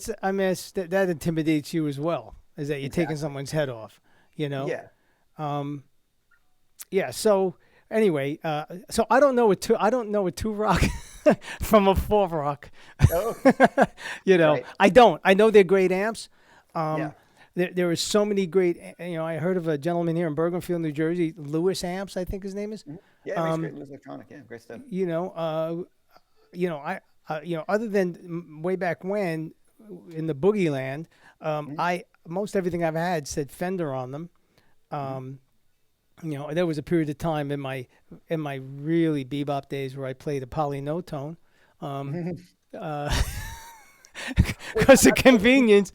Before I forget, here's the theory that I think I have why Wes rolled his volume knob back, and the same reason why I do and a lot of other guys. It's the capacitance of your capacitors. So when you roll back, like if I'm up loud on the neck, get more highs, roll back a little bit. Oh yeah, it warms up without Warms a up. doubt. So Jeff Beck never has his volume on 10. Michael Landau, like guys who were tone guys, never have their volume on 10. My volume is very rarely on 10 unless I want to get the full-on shreddy thing. But if ever I'm always playing, besides to clean up, I also just like it rolled back a hair because it darkens it up. And the more You're getting a great tone out of that Strat like Les Paul. Oh, I know. Well, That's a great guitar. I never thought the convenience of a Strat. I mean, I've seen it done with Tellys, which is pretty much my main solid body guitar, but I never seen it with a Strat, and Strats do have that comfortable feel to them. So, well, there's a bunch of reasons how this came about. One, I'm good friends with the maker, so that helps a lot. Yeah, that sure does. It sure does. I love Strats. I'm the most comfortable in Strats, but I also love playing Les Pauls. I love Les Pauls, but I don't like traveling with Les Pauls. For all the reasons we discussed. This is something that guys who follow me a little bit, and I appreciated Robin saying to me, he's like, yeah, when you play a Strat, you sound like you hear your roots a lot. Like you sound like Hendrix at times, or you sound like this or that. And he was saying, I think you sound more like yourself on a Gibson. Like you don't rely on Strat stuff, if that makes sense. Sure. And I appreciate it. So I think what happened, I feel like I've shed a lot of the Strat stuff now, so I can play a Strat again and not sound like. I think it was a great piece of advice from him, because I listened back to my early recordings, and it's very Stratty, if that makes sense. Like I'm clearly a guy who plays the Strat. I relied on the bar a bit too much and all those tricks, or whatever you want to call it, of a Strat.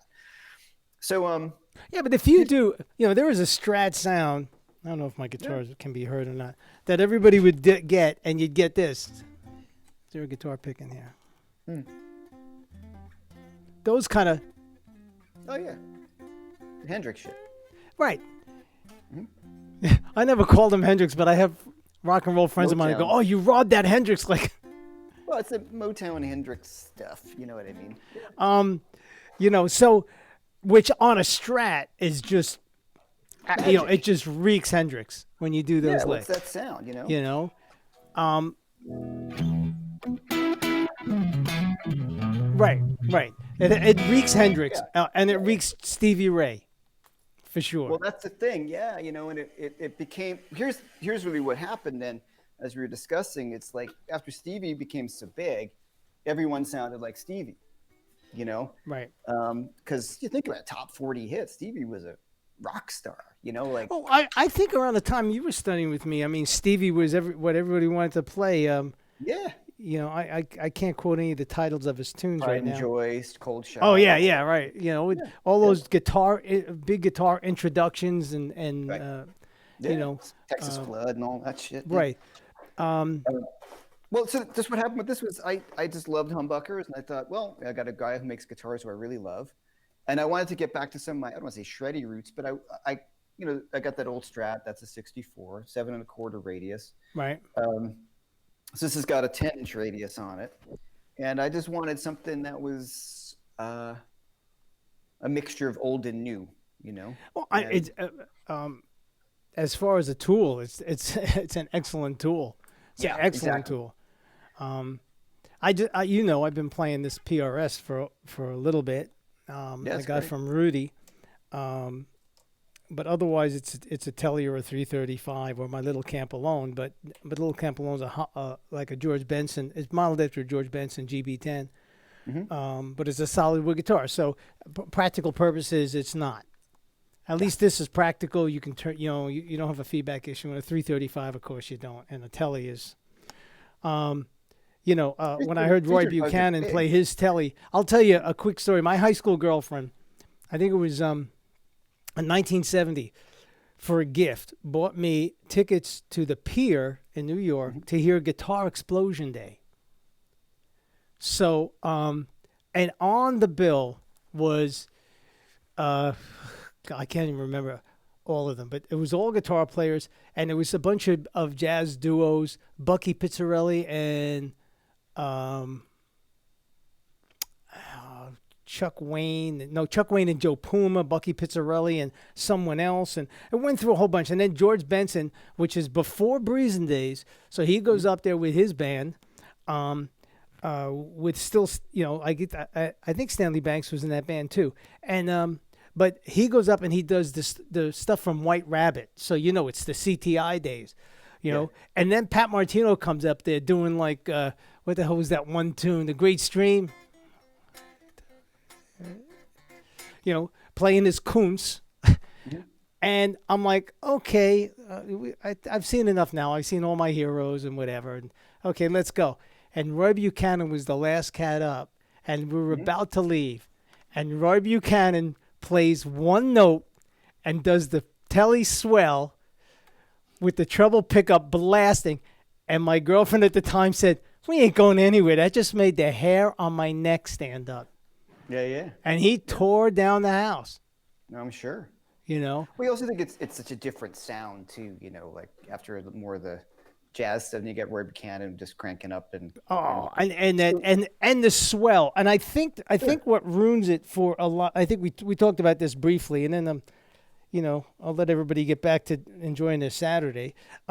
We talked about it briefly. There's a preconceived notion when people see an instrument. Like you do a jazz gig, they expect an L5, a 175, a 335 at the minimum, and they expect a certain tone. Jazz guitar plays a jazz guitar tone. You see a Les Paul, you expect a certain tone. It's a certain visual. The same thing we talked about with PRSs and the visual of you not using one on a blues gig because people expect to see a Strat. They expect to see a Les Paul on a roots music blues gig, right? It's the visual, it's the image. I'm not saying those guitars are not great No, it's a applicable. visual. They are, Yeah, sure. without a doubt. But and I'm not saying that the Paul Reed Smith would not do a great job, and it certainly would. But I think that's what ruins it across the board. I mean, we're not talking about seeing Segovia with a Les Paul. I mean, we're not going those extremes. Sure. Although, if he played the box you're going on a Les Paul, I'd be pretty impressed. Yeah, right. Sure. Yeah. you know, we're not going those extremes, but I don't think the guitar should dictate a preconceived notion of what comes out because there are guys playing. Scotty Moore played Super 400s and L5s back in the day when that was what was available. So, anyway, I'm digging this PRS a lot. It's comfortable. It covers the Great sounds. There's coil taps in it. Does it sound really like a Tele? No, but it doesn't sound. I mean. I got Bo making an appearance. Okay, sorry. Hank is bugging me once in a while too. He's coming around from around my green screen. Yeah. Going, are you done bullshitting? Exactly. Pay attention to me So anyway, I mean, I think that ruins it, especially for jazz guys. I mean, tone is tone, but everything is, there's a preconceived notion. I know when I played some gigs and people saw me playing an L5, they did not think for a minute I would be playing some of the more funkier tunes on that. They already had this preconceived notion that the whole night was going to be, How High the Moon. I feel like it's less now. I think, when, as you know, I work with Paul Reed Smith and they've been really cool to me. And, when they contacted me, which was just amazing, they said, how come you don't play one of our guitars? I'm like, well, because the kind of music I play, people would kind of turn their nose up at it, because a lot of people listen with their eyes and they said, yeah, we hear that all the time. Or, and what's been cool, I think, is they've been around for so long and times have changed enough that only older people feel that way, I think, in a way still. So I've done gigs with the black one. And I like that one because I think it's pretty subtle in the sense of like yours is beautiful too.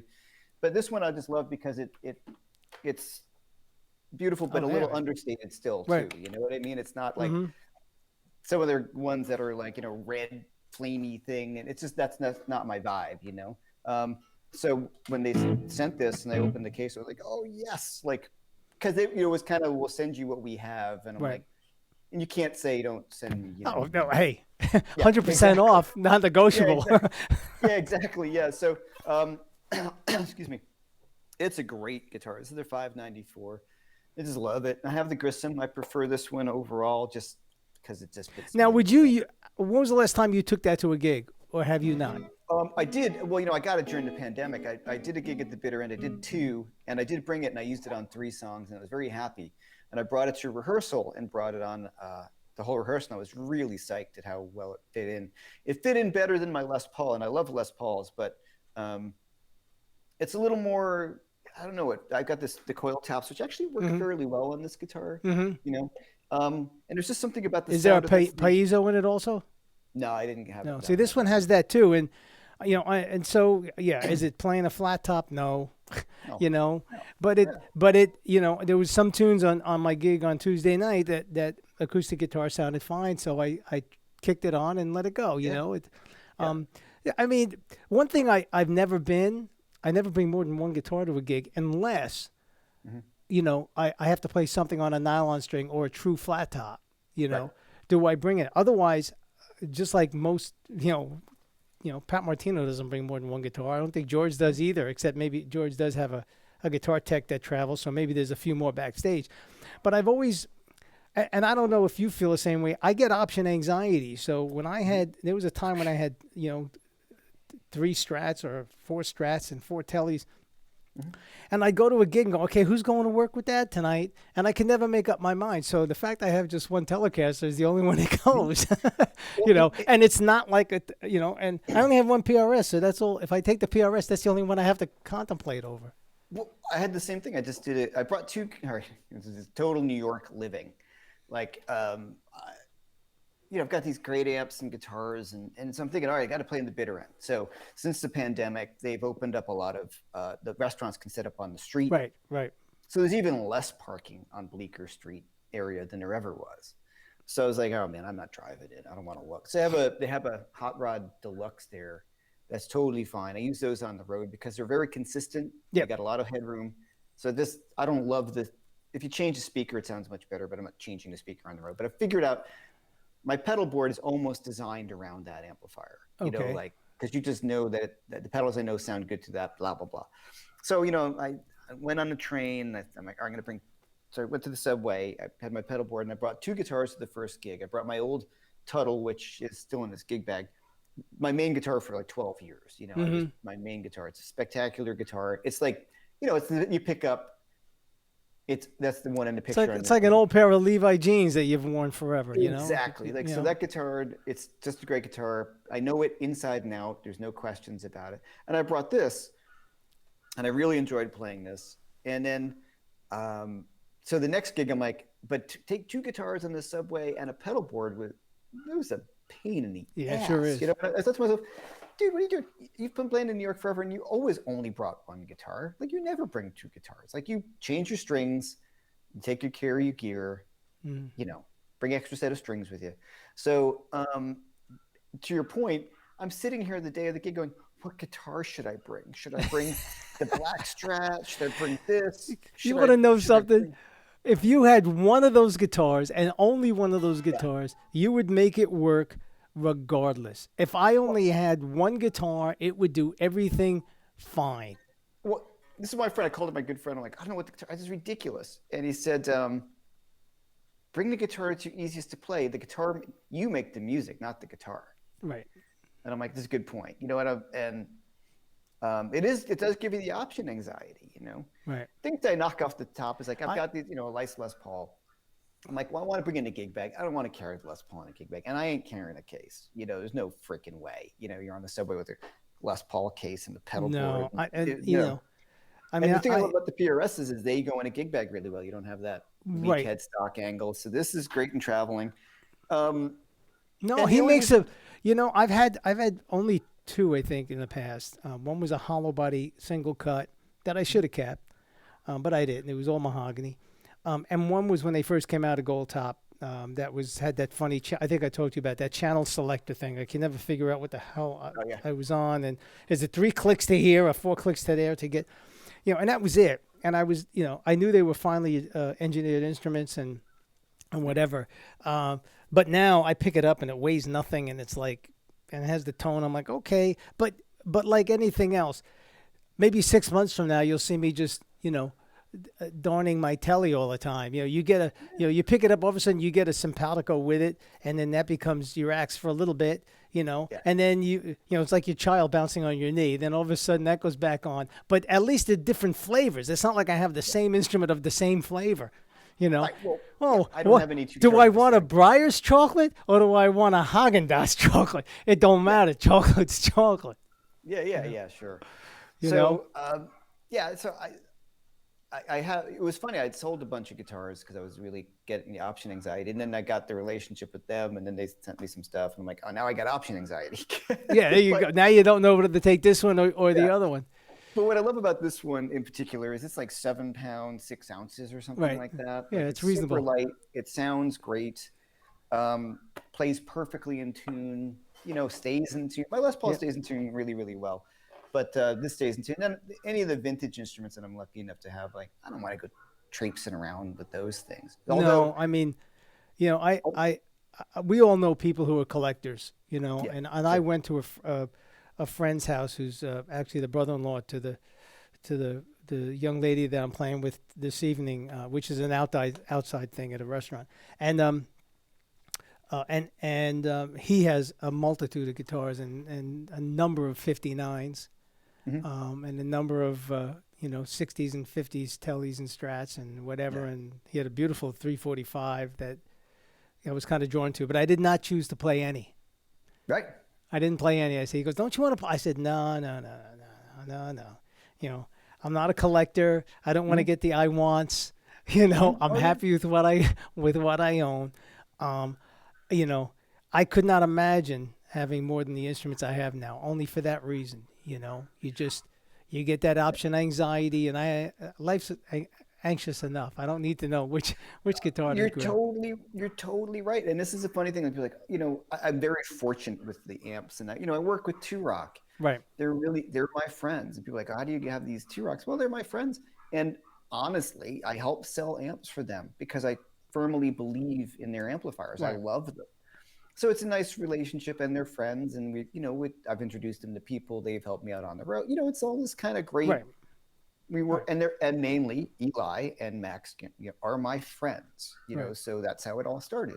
Um, so, but yeah, the option anxiety. So I was very happy when I boiled things down to just that Strat or a Les Paul. So now I look at this, what this is solved for me, which is really great. If I have a Les Paul gig, and it doesn't have to be a Les Paul gig, like a traditional rock thing, I can bring this, throw it in a gig bag, and does it sound exactly like Les Paul? No, of course not, but it sounds way close enough. Mm-hmm. And I find it to be a little more flexible than a Les Paul because I can play more funky, or I can make this sound a bit more stratty. Right. And Yeah, you can dial in something. Yeah. To me, a good Les Paul sounds like a big telly in my mind. Like not a super not a super thick, you know what I mean? When you play a great 59 or you listen to Peter Green's guitar tone, it sounds a bit like a fat telly, like the way it reacts, it's not super like a ton of low end or a ton of output or anything. I think that's also PAFs. I agree. No, it's a PAF. Yeah, PAFs are a pure sounding pickup, and they're, of course, they're a bit warmer than a single coil, but they're I never believed any of that stuff until I played a few 335s and that had PAFs in it. And I'm like, wow, why does this guitar feel so transparent? So, so articulate and responsive to how much I dig into it or how much I don't dig into it. And PAFs do matter. And I've yet to find and there are a million great pickup makers. But every one that claims to be a PAF don't sound like the PAFs that run these instruments. Now, that being said, these 335s were 59s as well, and 345s. And the plywood back then, and the center blocks, the plywood was much thinner, much lighter. This gentleman's 345 weighed nothing, and that had a baritone. Yeah. And it weighed nothing. It had to be at least 7 pounds at the most. Yeah. Now, my 335 I have here, this is from like the mid 80s, has to be 7 point something.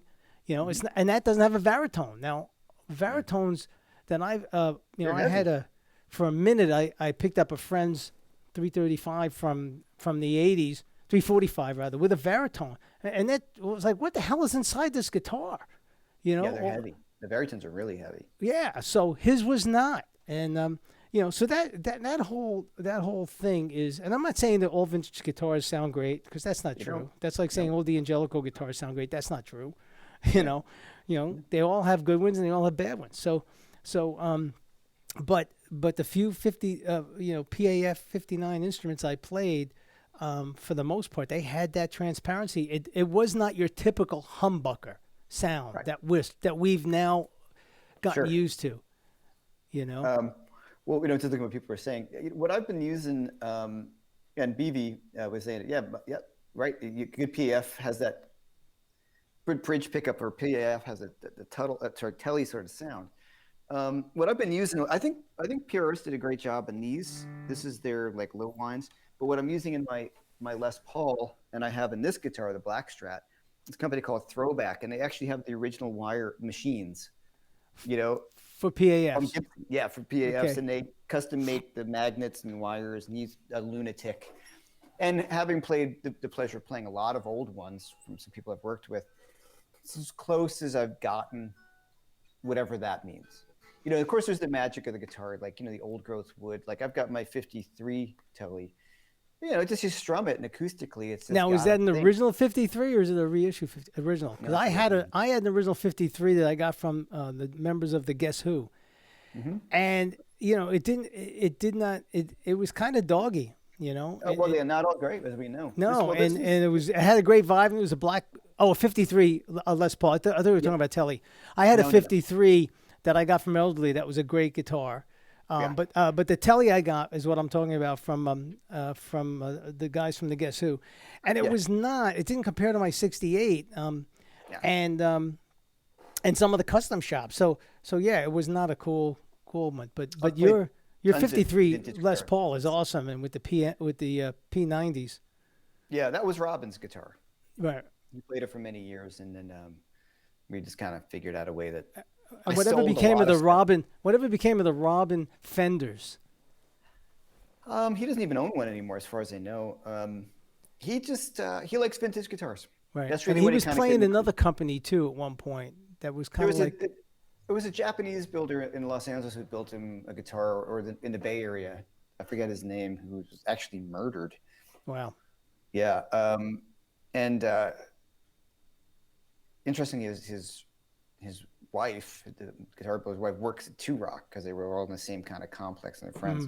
Um, you know, Robin's working with PRS now. I think they're putting out a model, and part of me was like, I've played Robin's prototypes, and he's like, "What do you think?" I'm like, "I think you should put out a signature model. Why not? You know, like in PRS, they're great guitars. You know, they're just great." But he just loves vintage instruments, and the reason why I got this one from him was he's a bit crazy. Like he just was hunting down. He wanted like a humbucker Les Paul. He kind of got tired of the P90s, and I love the sound of P90s. Hmm. They are noisy, They but are this noisy, but guitar, they are great sound. they are a great sound. And Yeah. acoustically, this guitar is pretty spectacular. And plus, the opportunity, we toured, I played some of that on the record, and Right. it was a situation where I could get that guitar, and in a way that I could never do it, you know, Yeah, straight up. straight up. Yeah, Yeah. so it was cool. And then my old Strat, I kind of, once again, I had sold a ton of things to get, and I got it at a reasonable price. There's this, and I just Well, when you wanted it. And studied with me, I had a '64. you did, yeah, the same I kind of got Strat from as I George have. Yeah, Gruen. I remember. But I guess there are two instruments. One being the PRS, and one Hmm. being Rudy Penz's guitars that Yeah, are, to me anyway, when I touch them, they're engineered like a Ferrari. They feel yeah. comfortable. Hmm. Rudy's guitars are great too. I mean, they all have the price tag, but you get your money's worth because of their well Yeah, thought out engineering. And I'm sure there are a million others. Tuttle, but sure. They're all kind of the same level yeah, they're of all, when you touch them, because I mean, some of the Fender guitars, from way back when, they can feel a little ratty. You got to work on them. You got to tweak them. You got to well, make sure they stay in tune.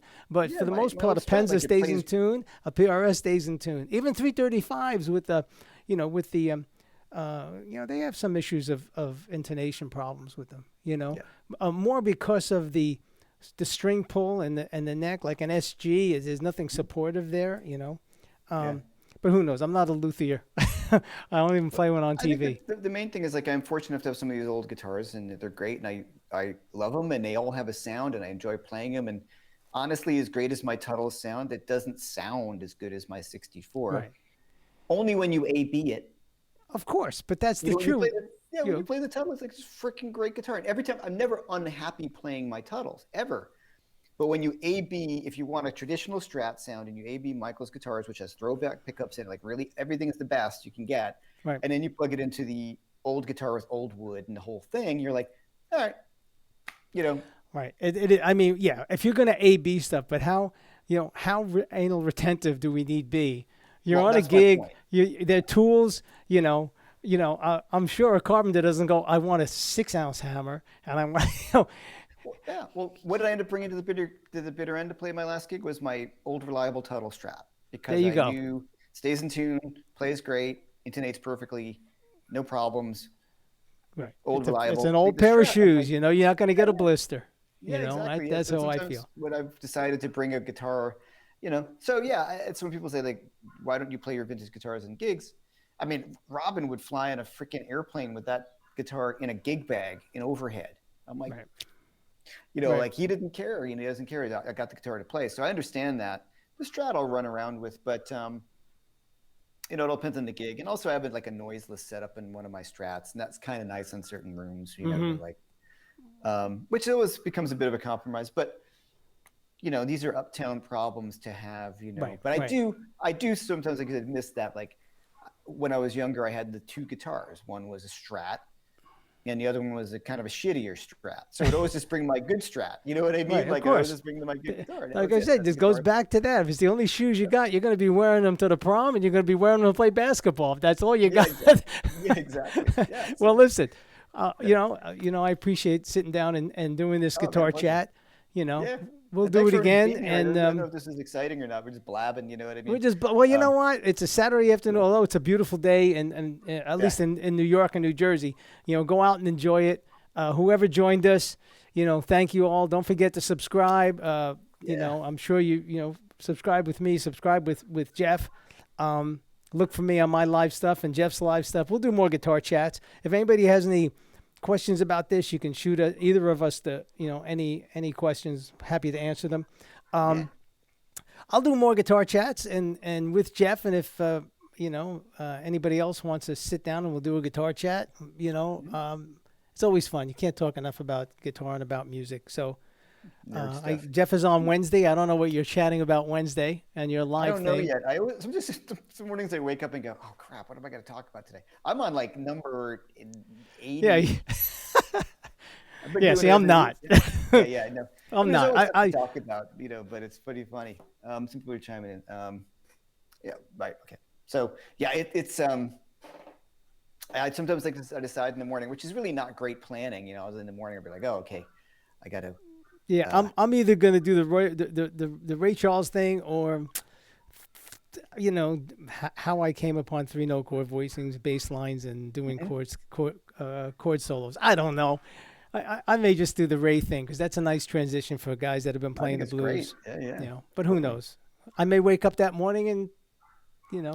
I know change you're it. supposed to put it ahead of time so people know what they're going to watch and all the YouTube Right? algorithms Yeah. and all that crap. Yeah. But And what I did, I don't know if you realized it. It was brought to my attention. My date for my last chat, I put 8 as the month, and everybody's Oh. going, "You mean August?" Instead of right. 6. So I had Well, to do the see, I've been- correction, but it was after the fact. So my last I've chat done was. all that shit too. Like, you spell something wrong, and I spelled your name wrong. When you Oh came yeah, on, that's. like, I spelled I it know. wrong since I was in 6th grade. It was a guess. right. But anyway, go enjoy man. the rest of the Saturday. Thank you, Jeff, for your Yeah, you too. time. Thanks Thank everybody everybody who joined plugged in. Yeah. And All if you right. guys have any topics that you want to for us or anybody, for me to chat about in any of my live forums, just shoot me a note. Yeah. Thanks, Russ. And it's been great hooking back up with you again. I feel like. Same here, brother. Same here. Yeah, man. All right. All right. Stay well. See you guys later. Bye, everyone. Bye.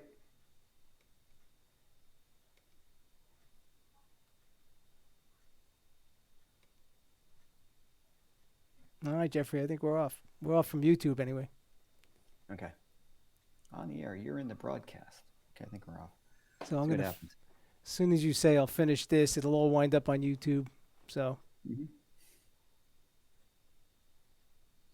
I want to read some of the comments. Some of the guys had some funny comments. I don't know. I may just do the Ray thing because that's a nice transition for. Yeah. But who knows? I may wake up that morning and I may not wake up that morning. Yeah, exactly. That's true. That's a good way to look at it, right? And when I did, I don't know if you realize it. It was Yeah. brought to my attention. Sounded okay. We're good. We got rid of our echo and whatever. Yeah, issue no, it we had. sounded great. I think that was my end, actually. Yeah, what? With that loop back thing, I think I was looping back into your, because as soon as I turned the little thing off, you said it stopped. Oh, because and it was right around the time that my foot hit my shredder. Okay, it must have been the shredder. So yeah, man. I mean, we can do this again at some point with a little bit more topical stuff instead of just but we're okay riffing and I was sitting here thinking maybe I'll do one, try to do one with John Tropez and and a few other Get your people friend and on. Richie Hart get his up here. Yeah, I'd love to see Richie talk about stuff. We could, and I can have as many as 3 guests. So 4, cool. 3 guests. Yeah. So we anyway, can talk thank over you, each brother, and enjoy the weekend. Yeah, man, you too. And I'll talk to you later, Russ. Okay, man. See you, bud. Bye bye.